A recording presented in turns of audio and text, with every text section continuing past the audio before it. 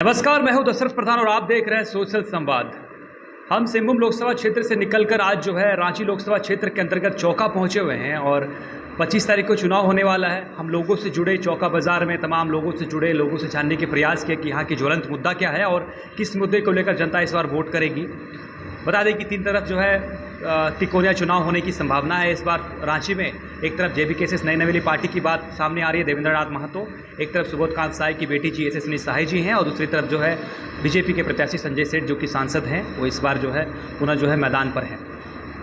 तो हम जो है पार्टी कार्यालय पहुँचे हैं, तमाम जो यहाँ पे जो नेतागण हैं उनसे जानने के लिए कि जो मुद्दा पब्लिक उठा रही है, मुख्यतः 2 मुद्दा के बारे में जो है हमें जानने को मिला यहाँ के मुद्दा को लेकर। एक है आपके पलायन और विस्थापन को लेकर, जो मुद्दा झारखंड भर में ज्वलंत है। झारखंड भर में कहे तो कई जगहों में जो मल्टीपर्पज़ प्रोजेक्ट को लेकर जो बात हुई, जैसे कि ईचा डैम की बात हुई, वो भी इसमें भी यही मुद्दा है। और यहाँ पे भी जो है आपका ईचागढ़ में भी वही मुद्दा है। इसको लेकर जो है जनता सवाल कर रही है कि जो है ये मुद्दा का क्या होगा।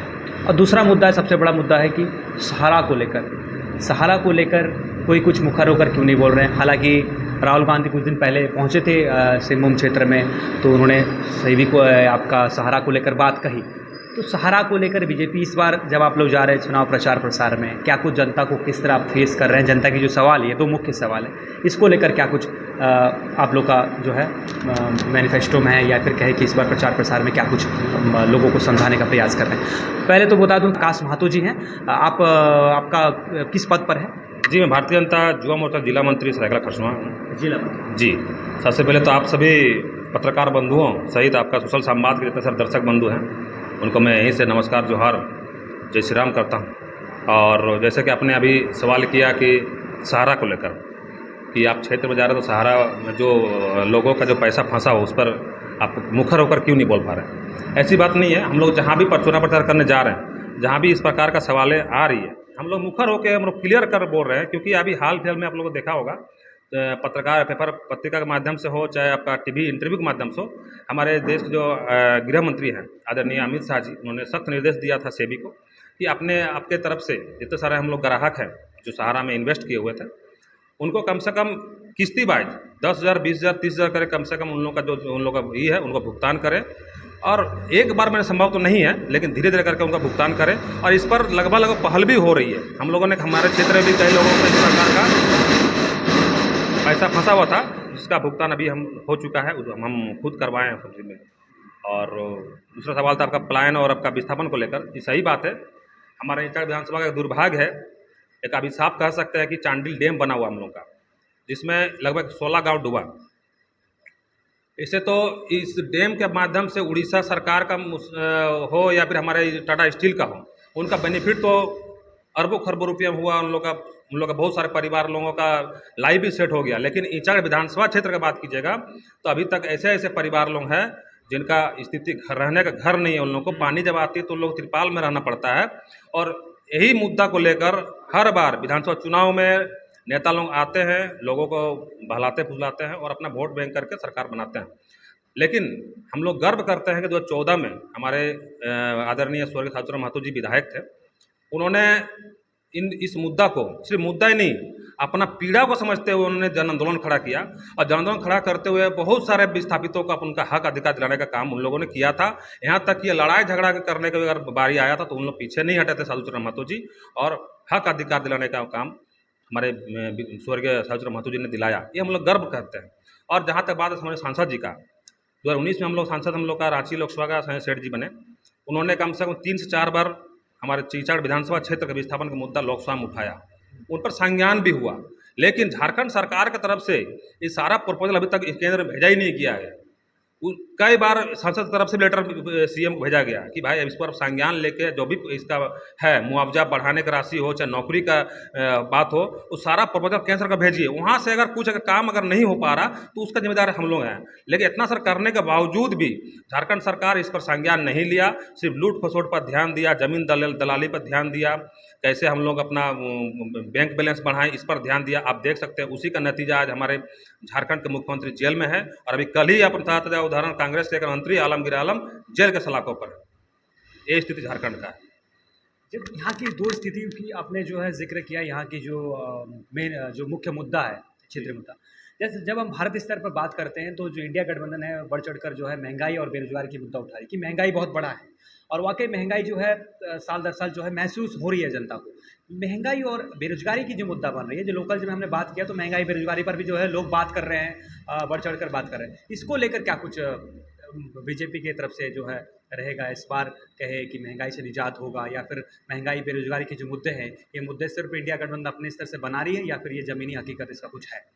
देखिए, जहाँ तक बात है महंगाई का, सबसे बड़ा चीज़ क्या है ना, महंगाई में जब भी हम बात करेंगे तो पेट्रोल आता है सबसे पहले कि भाई पेट्रोल इतना महंगा क्यों है। पेट्रोल, ठीक है, पेट्रोल आता पेट्रोल है, और गैस की बात पेट्रोल और गैस का बात आता है।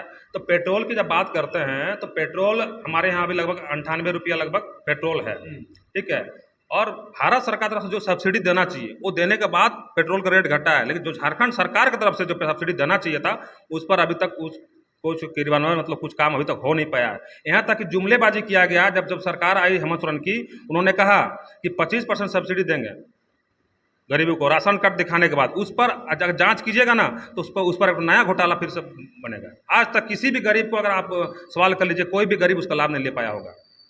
अगर कोई ले पाएगा तो आप बता दीजिए। इस पर भी एक बहुत बड़ा घोटाला, जांच अगर होगा इस पर तो घोटाला साबित होगा, क्योंकि कागज कलम में तो पूरा दिखा दिया होगा उन लोग कि हम लोग इतना गरीबों को हम लोगों ने लाभ दिलवाया, लेकिन जमीनी स्तर में जाइएगा तो एक भी आदमी को लाभ नहीं मिला है। तो भी सवाल नहीं लोग, मेरा सवाल भी वही अगला था कि ईडी जो है कार्रवाई सिर्फ विपक्ष पर क्यों कर रही है? जैसे आलमगीर आलम हुआ, जैसे हेमंत सोरेन जी हुआ, जैसे केजरीवाल हुआ, तमाम विपक्ष के सिर्फ नेताओं पर जो है कार्रवाई क्यों कर रही है? क्यों कोई बीजेपी का नेता सामने नहीं आ रहा है ईडी के? हाँ, इसका मैं संक्षिप्त जवाब दे देता हूँ। जो कार्रवाई जो हो रहा है ना, कार्रवाई ऐसे ही नहीं हो रहा है। यही आज केजरीवाल हो चाहे कांग्रेस हो, एक साथ इन लोग महागठबंधन बना दिया है। लेकिन जब केजरीवाल सरकार में नहीं था, जब अन्ना हजारे के साथ में आंदोलन कर रहा था, वही केजरीवाल लिस्ट बना घूम रहा था कांग्रेस सरकार मंत्री लोगों का कि ये घोटाला किया, ये घोटाला किया, ये घोटाला किया। हेमंत सोरेन भी, शिबू सोरेन ये घोटाला किया, घोटाला किया। लालू जब इतना घोटाला किया, जब घोटाला किया वही लोग लिखित भेज रहा है और उस पर जब कार्रवाई हो रहा था बोल रहा है कि हम लोग पर कार्रवाई कर रहा है। ये कहाँ की बात है? आज अगर गलत नहीं है तो फिर कार्रवाई कैसे हो रही है? आप कह दीजिए कार्रवाई हम लोग कार्रवाई गलत कर रही है ईडी, ये नहीं कह सकते हैं लोग, खाली कह रहे हैं। यहाँ पर भारत सरकार जब से प्रधानमंत्री बने हैं वो कहें ना खाऊंगा ना खाने दूंगा। अगर गलत कोई भी करेगा, वो भारतीय जनता पार्टी कार्यकर्ता हो चाहे आपका कोई अदर पार्टी का हो, चाहे ऐसे नॉर्मल व्यक्ति क्यों ना हो, अगर गलत करेगा उस पर कार्रवाई होना चाहिए। आज के डेट में आपका दिल्ली केजरीवाल मुख्यमंत्री हैं, हेमंत सोरेन झारखंड मुख्यमंत्री थे, दोनों जेल सलाखों में। कह रहे हैं कि prevention of money laundering act के तहत जो बनाया गया, जो बीजेपी सरकार ने जो एक्ट लाया है, तो एक्ट के तहत में किसी को भी आरोप लगा के डाल दिया जा सकता है। अब तक जो है आरोप सिद्ध नहीं हुआ है, ये आरोप है। नहीं, सब कहने की बात है, ऐसा कोई बात नहीं है। ईडी स्वतंत्र अधिकारी है, उन लोग अपने हिसाब से सही काम कर रहे हैं। और वो आज ये कोई नया नहीं है, बहुत पहले से इन लोगों के खिलाफ में सबूत इन्हीं लोग का महागठबंधन के लोग भेजे थे। इन लोग महागठबंधन के लोग ही, इन लोग नेता लोग ही सबूत प्रोवाइड किया था ईडी को। उस पर बस इतना है कि ईडी को उस समय दबाया गया था, अभी ईडी स्वतंत्र रूप से काम कर रही है। 2 करोड़ रोजगार देने की बात किए थे मोदी जी 2014 में, हर साल 2 करोड़ रोजगार। 10 साल हो गया 20 करोड़ रोजगार होने के बाद जो लगभग युवा है वो बेरोजगार नहीं रहते, सबको रोजगार मिल जाता। उस पर क्या कहेंगे? क्योंकि वो जो है मुद्दा उठ रही है पब्लिक के बीच में। जो 2 करोड़ रोजगार की जो बात किए थे मोदी जी ने, वादा किया था, जो 15 लाख रुपये का जो वादा किया था, ये कहाँ गया? 15 लाख वाला वादा तो नहीं किए थे, उसको चलिए मुद्दा बनाता है विपक्ष वाले लोग, क्योंकि मुद्दा उनके पास है नहीं। रोजगार की ज़्यादा बात सही बात है, रोजगार का बात उन्होंने किए थे और रोजगार का सृजन भी धीरे धीरे हो रहा है, ऐसा नहीं हो रहा। आप देख सकते हैं स्किल डेवलपमेंट के माध्यम से हमारे क्षेत्र में पॉलिटेक्निक कॉलेज है, पॉलिटेक्निक बगल में स्किल डेवलपमेंट का कोर्स चलता है। यहाँ पर कम से कम हजारों संख्या में लड़का हॉस्टल में पढ़ता है। वहाँ पर 3 महीना कोर्स होता है, महिला लोग बच्ची लोग पढ़ती है यहाँ पर, हम खुद वहाँ पर जाते हैं। उन लोग बहुत बढ़िया से उन लोग स्किल्ड भी हो रहे हैं और यहाँ से कैंपस सिलेक्शन होकर उन लोग नौकरी भी कर रहे हैं, ऐसा नहीं कि नहीं कर रहे हैं। मुद्रा योजना मोदी जी प्रोवाइड किया था। मुद्रा योजना के माध्यम से आप मतलब बिना गारंटर के साथ आप लोन ले सकते हैं और लोन लेने के बाद आपको 30% सब्सिडी भी दे रहा है आपको, ठीक है। और उस मुद्रा लोन के माध्यम से आप बिजनेस भी कर सकते हैं। नौकरी देंगे इसका मतलब थोड़ी कि सरकारी नौकरी मिलेगा, वैसा तो नहीं है, आप बिजनेस भी कर सकते हैं, ठीक है। उस पर बिल्कुल पहल हो रही है और लगभग लोगों को हो रही है। लेकिन जहाँ तक बात हो रहा है कि नौकरी का ना, तो नौकरी झारखंड सरकार ने ही वादा किया था कि सरकार बनते ही पहला कैबिनेट बैठक में ही हम पास करेंगे 5 लाख नौकरी। अगर नौकरी अगर नहीं दे पाएंगे तो ग्रेजुएशन को 5,000 और पोस्ट ग्रेजुएशन को 7,000 रुपये हम बेरोजगारी भत्ता देगा। आज तक कोई बता सकता है युवा कि भाई हमको बेरोजगारी भत्ता मिला है बोल के? कोई नहीं कर सकता। यहाँ तक कि आप जब भी कोई एग्जाम होता है, बच्चा लोग पैसा अपना किसान पिताजी लोगों से पैसा लेके उन लोग फॉर्म भरता है। अब फॉर्म भरने के बाद 10 दिन बाद सुनता है कि भाई एग्जाम कैंसिल हो गया, 10 दिन बाद सुनता है कि पेपर लीक हो गया। आज उन लोग ऊपर कैसा गुजर रहा होगा आप सोच सकते हैं। आज पूरा झारखंड में त्राहिमाम है, झारखंड के लोग पूरा त्राहिमाम है।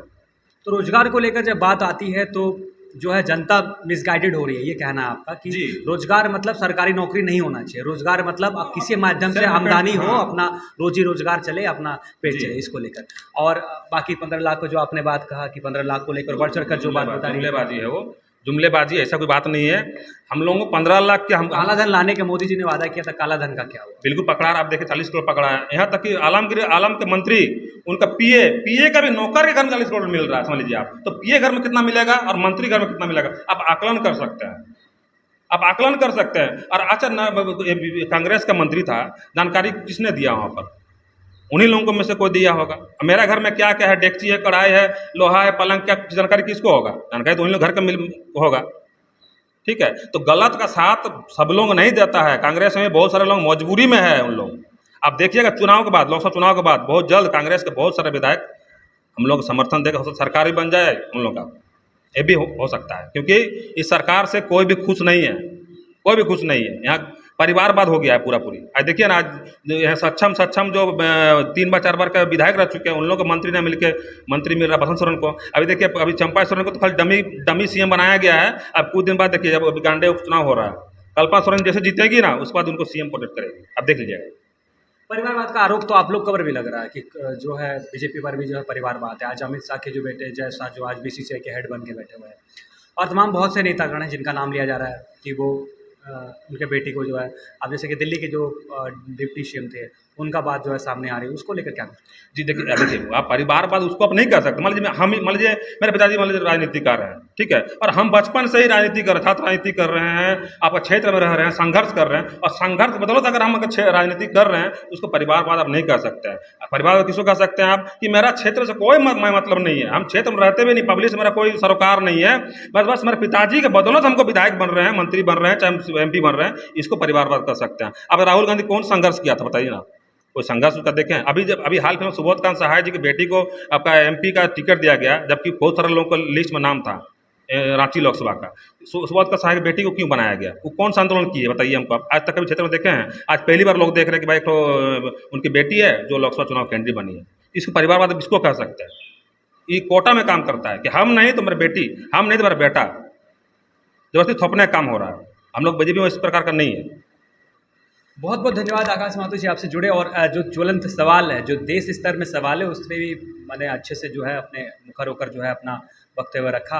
बहुत कुछ चीज़ समझ में भी आई कि परिवारवाद क्या है और किस तरह की 15 लाख की जो बात हो रही है, जो 2 करोड़ रोजगार की बात हो रही है, इस पर जो है आपने खुल के बोला, क्योंकि मुद्दे वही बन रहे हैं, विपक्ष वही मुद्दा बना रही है। और जो है जो बाकी यहाँ के ज्वलंत मुद्दे, उसके विषय में भी आप लोग ने जो है बात किया, विस्थापन को लेकर। आपका बहुत बहुत धन्यवाद जुड़ने के लिए, और आप सभी भी जुड़े रहिए। धन्यवाद। जोहार।